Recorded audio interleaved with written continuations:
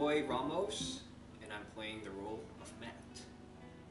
My name is Kendall White, and I play Rory.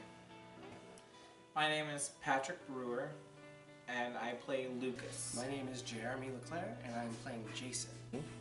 I'm Danny Horowitz, Danny, and I am playing Nadia. There is an accurate representation of what high school really is, and whether it's from finding where you belong or dealing with all the realities of life. Bear is really that journey of finding yourself and making it through. Bear, it's the epitome of everything. The show, it's not just a musical or just a show that most people would, count as a musical or a show. It's so much more than that. It's real life. Bear is a pop opera musical about a gay love story set in a Catholic high school in the early 2000s, and it's about sexuality and finding yourself amongst a bunch of obstacles. And it talks about people's emotion. It's not a story about a boy falling in love with a boy. No, it's more than that. It's deeper than that. It's a story about human emotion and unconditional love. And in the end, it's all about love, right? It doesn't matter. Singing and just it's music and emotion kind of put together, which is what makes it really, really wonderful. Because music and emotion together is just awesome. Matt is not really the villain of the show, but he's kind of like the antagonist. But I don't blame him. I think he's just a victim of a typical high school scenario. He always wants to be the best, but he's never the best. He's always a step below everything. He wants to be the smartest kid, but he's not. He wants to be the jock, but he's not. He wants the popular girl to fall in love with him, but she just doesn't.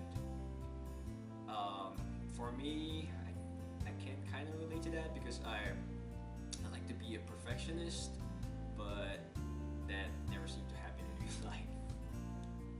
But Matt is a kind kid, and I believe he always wants what is good for everyone.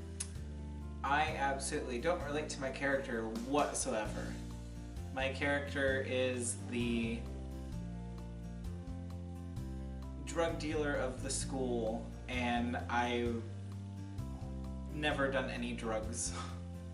So I can't relate to it on that. I guess I can relate to him on a sense that he's kind of like the class clown in the show, and I look at myself like that, so I guess I can relate to him a little bit, but I have an entire song dedicated to drugs, and I don't rap, so. My character, Nadia, is a girl who suffers from anorexia and bulimia and has eating disorders and self-image body disorders. And as somebody who used to go through that myself in my own personal life, I relate immensely. Quiet Night at Home makes me cry every single time I sing it, because all of the words that she's singing about are things that literally ran through my head and things that people said to me growing up. And so it's very intensely emotional, and we're kind of like the same person. So I've never played somebody that's me before, so it's kind of, I don't know, it's interesting. But we are very much the same person. I don't have a twin brother, but other than that, we are pretty much the same person. My character is spot on with me, besides the whole athletic perspective, because the sarcastic, go with the flow, gay kind of character. That's really me in normal high school, and so going through high school myself, it's very easy to bring in how I am usually into this character. A character in the form that he's unsure about certain things, but he portrays this very confident person all the time.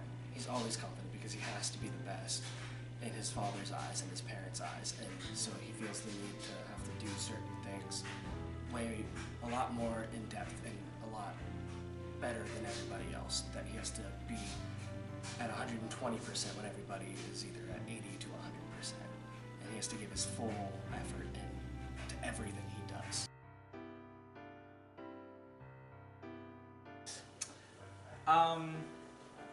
It's actually been a lot of fun working with SJS Productions. It's a lot more laid back than most other theaters I've worked for, and it meets once a week, which is nice because it definitely works with my schedule, and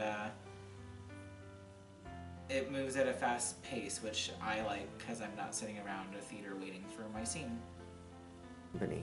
It's completely different than any other production company that I've ever worked with. It's not just a community theater where you go in and you do 3 hours, 4 nights to 5 nights a week. It's, you know, you go in for your 1 day of rehearsal, you're there for an entire work shift, but it's not work, it's fun. And it's so loose and laid back, but also very on point and on task. And it's the most fun I've ever had working with a company. I've never had an experience like this before. And it's the best experience that I've had with a company, and I want to keep doing shows within the company. So I've done a lot of community theater, and one thing that I like about SJS is it's a lot more free-flowing. The theater company is just, it just feels a lot more free. It's been a blast so far.